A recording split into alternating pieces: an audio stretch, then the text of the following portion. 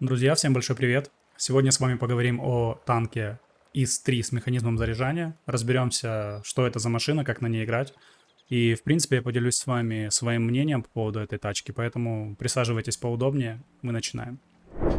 ИС-3 с механизмом заряжания — это танк 8 уровня, который у нас в ветке СССР помогает прокачивать тяжелые танки. Конечно, купить его в клиенте пока что нельзя, и непонятно, будет ли он продаваться. Это очень сильный прям танк, имеет 3 снаряда. То есть это вообще пушка, потому что мы все прекрасно знаем, на что способен ИС-3. Даже сегодня.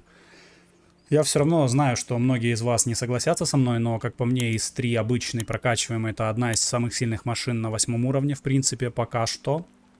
И раньше, кто помнит, этот танк использовался в ротных боях, то есть было интересно, прикольно на них шпилить. Машина очень-очень сильная. И реально там есть и броня, есть и орудие, то есть в принципе хорошо скомпонованный тяжик. Здесь в принципе не совсем ИС-3, облегченная такая, да, версия, но имеем 3 снаряда. Если говорить более детально об орудии, мы видим, что у нас 122 мм, имеет бронепробитие базовым подкалибером 221, голдовым кумлем 270. 3 снаряда с перезарядкой каждого 3 секунды. То есть, грубо говоря, мы выкатываемся, получаем один шот, отдаем 3 и закатываемся. Что самое главное, здесь обратный механизм дозарядки. То есть самый последний снаряд, он же у вас первый в зарядке, который будет, он заряжается 12 секунд. Это очень-очень быстро, друзья. То есть, если посмотреть на итальянские танки, у них все идет наоборот. У них последний снаряд, то есть первый, который вы загружаете, он грузится дольше всего, второй чуть быстрее, и третий снаряд, который цикличным можно стрелять, он самый быстрый. Здесь обратный барабан. И я понимаю, что это звучит довольно-таки трудно на восприятие, но в целом это очень круто. Потому что, грубо говоря, отдаем 2 снаряда, третий стреляем и заряжаемся как обычный тяж. То есть у нас преимущество в 2 выстрела уже в дуэли сразу есть. Поэтому на этом танке стреляться 1 на 1 очень-очень комфортно. Он позволяет реально перестреливать другие тяжи. Видим, что это же самое орудие находится на танке Кировец-1 и ИС-5. Плохо, что у нас основной тип снаряда подкалиберный. Они имеют очень неприятную такую особенность не пробивать картонные танки, как я заметил. Но, тем не менее, летают быстро. Стоимость одного снаряда 1180 монет.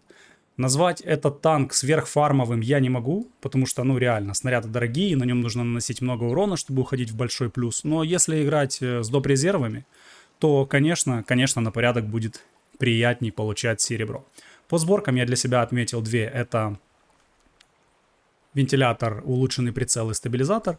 И вторая сборка — это закалка, вентилятор и улучшенный прицел. Почему такие сборки? С десятками имеет смысл, в принципе, ставить закалку, так же как в боях, где много тяжей. Если кидают к 8 и ниже, то максимально делаем его настрельным. Да и все. По перкам экипажа все максимально просто. Ремонт, боевое братство, плавный ход, плавный поворот. Остальные перки все уже по вашему усмотрению. По ТТХ давайте с вами пройдемся. У нас 1600 очков прочности. Это уже идет с полевой модернизацией. В моем случае она выглядит вот так. Я не стал ставить модернизацию на скорость, потому что я с турбиной не играю. Есть люди, которые играют с турбиной. Это тоже, в принципе, сборка имеет место быть. Но в целом я считаю, что она здесь ни к чему. В принципе, у нас неплохая более-менее подвижность, 40 км в час. Конечно, набирает он ее не ахти как хорошо, но тем не менее танк едет. В принципе, имеет хорошее бронирование. Сейчас поговорим об этом в Collision. Поэтому, навскидку, это такой средненький тяжелый танк, но с очень сильным барабаном до зарядки. То есть здесь главная фишка — это орудие. То есть танк по корпусу, по башне, он такой не сверхбронированный, но автомат заряжания решает все. Поэтому поехали в Collision, а дальше посмотрим бой. Collision модель этого танка выглядит таким образом. Видим, что у нас щучий нос, классическая компоновка советских тяжелых танков. Имеет 110 мм, здесь у нас приведенки 206. В принципе, в ВЛД не особо много бронирования. НЛД 110, там приведенки 220. Выезжаем только лбом к противнику. В щеку вас пробить труда ни у кого не составит. 200 мм в щеке, это вы сами понимаете, крайне мало. Есть очень неплохой борт с кумулятивным экраном, там 320. И играть на этой машине от борта можно и нужно. Но, конечно, выезжая бортом, вы подставляете свою уязвимую щеку. И игроки, которые знают то, как работает ваша броня, сюда вас будут без проблем пробивать. Башня летая, башня ничем не пробивается, разве что сверхкрупными калибрами и кумулятивами, и то вряд ли не каждый выстрел, но в принципе броня башни танкует. Уязвимых зон на башне по минимуму, выцелить в них просто нереально, там очень маленькие лючки. Пушка гнется вниз у нас минус 5, вверх поднимается на 19. В принципе, УВНы обычные для советского танка, ничего выдающегося. Поэтому по броне запомнили, что лоб у нас не сверхбронирован, с восьмерками отбивать вряд ли что-то будет на постоянку. С танками уровнем ниже, да, танковать сможет. От борта играть можно. Борт хороший, там противоаккумулятивный экран классный, поэтому от борта выезжать в принципе имеет смысл. Поэтому давайте с вами посмотрим бой, и там уже будем говорить более детально, что я думаю об этой машине. Поехали в бой. Бой, друзья, у нас на карте Highway. Видим, по сборке у него идет вентилятор, стабилизатор и оптика. Ну, оптика, я считаю, это не совсем правильный механизм, который стоит ставить на эту машину. Потому что, ну да, он подслеповат, но ставить оптику, теряя на этом стабилизацию, ну такое дело, честно говоря, такое. Видим, у него красивый довольно камуфляж. Бой у нас на мастера, я выбирал такой прям настрельный. Знаю, найдутся люди среди вас, кто скажет, что это такое с 6 уровнями. Но, учитывая текущий современный рандом, в принципе, у вас часто будут бои в максимальном топе. Потому и посмотрим, как он реализует свой танк. Друзья, если честно, я за вами всеми соскучился за выходные. Реально хочу отдельно сказать каждому спасибо, кто подписался, кто пишет комментарии. Нас уже 720 человек, это очень приятно. То есть огромное вам реально спасибо за то, что канал растет, развивается. Мне действительно приятно создавать контент для вас, особенно когда ты видишь отдачу, и эта отдача от вас есть. Я вам обещаю, как только у нас канал наберет нужное количество людей, мы будем проводить и розыгрыши, и взаимодействовать будем намного больше. Потому что есть большие планы по развитию, а для этого, сами понимаете, нужно время. Просто нужно время. Больше ничего, кроме времени, в принципе, я думаю, и не надо. Едет он у нас в город. Ник у нашего сегодняшнего героя очень интересный, 050899 из клана Reborn. Как видите, реплей я часто использую с европейского сервера, потому что там, как я заметил, игроки более-менее, как так правильно выразиться, чтобы никого не обидеть, ну, более-менее не странные, как у нас, что поехали все в одну сторону, умерли. Какие-то более сбалансированные такие бои. Да, я понимаю, танк не в самом, конечно, сложном для себя положении, то есть много шестерок, но как раз в таких боях машины-то и раскрываются, как по мне. Потому что с десятками, ну, любая, в принципе, восьмерка будет с десятками играть, ну, напрягаясь. 3 снаряда у него зарядилось, выезжает на пуделя.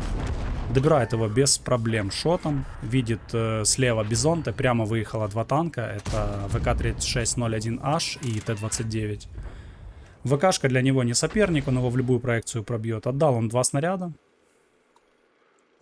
Пока что у него 212 урона. Добрал пуделя. Видим, что у него есть 12 кумулятивов. В таком бою я не знаю даже, кого нужно пробивать кумулем. Зарядил 2 снаряда. Первым шотом он не пробивает ВК. Здесь уже спокойно выцеливает ВЗшку. Как видим, ВК это не бронированная машина для 220 подкалибра. Но то, о чем мы с вами говорили, подкалибр очень вредный снаряд. И чтобы пробить на нем, это действительно надо еще постараться. Выцеливает он ВЗ. Забрасывает шот. Царская альфа 440. Как видим, здесь у него большие проблемы из-за того, что нет стабилизатора. Машина крайне отвратительную стабилизацию имеет, поэтому убирать с него стабилизатор, я считаю, ошибка. И ставить оптику, ну, как по мне, да, машина слепая, то есть я этого не отрицаю, но жертвовать просто стабилизацией не стоит, это точно. Лучше уже поставьте закалку, вентиль и стабилизатор, это будет намного лучше. Видим, что бой у нас пока что на данном этапе максимально такой скучненький. Никто на него, в принципе, не выезжает. Принимает он решение проехать чуть подальше. Я, не изменяя себе, реплей не смотрел, для того, чтобы сразу моя реакция была естественной. Видит Т-29, спокойно сходится. Тот на него не смотрит. Дает первый шот, второй. 800 урона за 2 выстрела. То есть, как видим, настреливать урон на этой машине — это прям кайф, реально кайф. Потому что 3 снаряда. Последний снаряд, он же первый, который загружается очень быстро. Прошу прощения за тавтологию, но так, друзья, и есть. Он очень быстро грузится, стреляет как цикличный тяж. Это большое преимущество, то что вы выдали 2 снаряда, вы даете третий и заряжаетесь как обычный ИС-3. Ну, чуть-чуть, наверное, подольше, чем обычный ИС-3, но, тем не менее, не намного дольше. Добирает он Т-29. Счет у нас пока что 3-3. 2 фрага у нашего сегодняшнего героя уже есть. 2300 урона за 4 минуты боя. Для тяжа это очень даже неплохо. Я так полагаю, будет дальше он разминать. Забрасывает на откате по 36.01. Уже 2700 урона. В этом бою он нанесет хорошие цифры. Поэтому давайте будем смотреть. И поговорим заодно, кому эта машина в принципе подойдет. Я, не отходя от своего мнения, считаю, что этот танк подойдет многим новичкам, потому что он позволяет много стрелять, позволяет переживать ошибки, потому что это все-таки тяжелый танк, у него есть какая-никакая броня.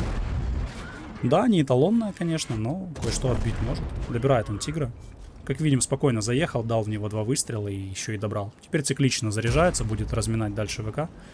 У ВК многовато для него очков прочности, но тем не менее он забирает его по цели. Я бы убивал на самом деле ВЗ, потому что она, лишний ствол в замесе, он всегда мешает. Не пробивает его ВК, видим, что броня с такими уровнями в принципе легко справляется. Так вот, кому он подойдет?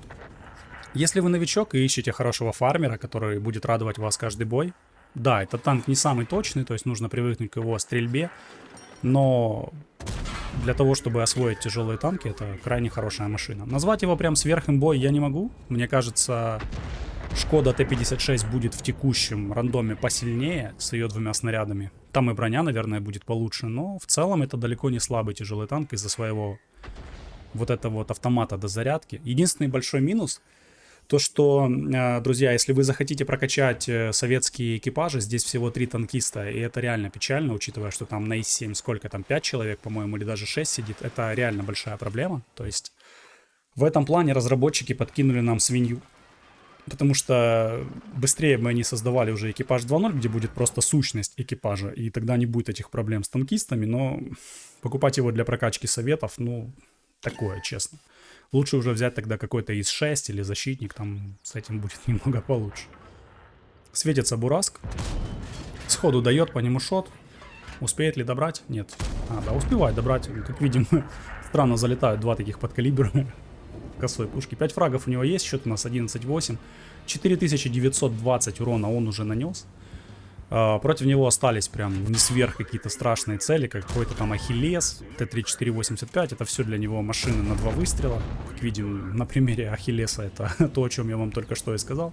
Поэтому, друзья, к сожалению, он стреляет уже кумулятивами, поскольку у него мало было подкалибров. Именно из-за этого я и советую всем прокачивать полевую модернизацию, чисто ради того, чтобы вы в таком бою просто выбирали сетап чисто на фулл подкалибрах, потому что здесь кумулями стрелять просто не по кому было. Поэтому давайте подведем итог. Машина хорошая, то есть у нее есть броня, есть неплохая подвижность, есть классный автомат дозаряжания. Стреляя в упор, он вас будет радовать постоянно, если вы научитесь выцеливать и выбирать правильно направление для атаки. Этот танк то, что нужно. Для новичка, чтобы освоить тяжелые танки, это хорошая машина, поэтому смело, когда он будет в продаже, к сожалению, сейчас его в продаже нет. Когда он будет в продаже, можете брать, машина вас будет радовать ежедневно. Поэтому, если, друзья, вам понравился этот обзор, ставьте лайки, подписывайтесь на канал, пишите ваши комментарии, я все всегда читаю, то есть вы знаете. Так что не стесняйтесь, если вы здесь впервые, спрашиваете, может быть, кому-то надо помощь. Опять же, я никому свое мнение не навязываю, все мои ролики это только сугубо мое мнение, и поэтому я замечаю в комментарии, ребята многие пишут, типа, да нет, я с этим не согласен. Вы имеете право, конечно, быть не согласными, тут все нормально, у каждого свое мнение, и сборки, те, которые я предлагаю, это не эталон, опять же, это сугубо то, как играю я. Потому что я смотрю, у каждого свой стиль игры, и это нужно понимать, друзья. Так, сводится он по последней ПТшке и шикарным шотом забрасывает. 7 фрагов, 6800 урона. Если понравилось, палец вверх, подписка. До новых встреч, пока-пока.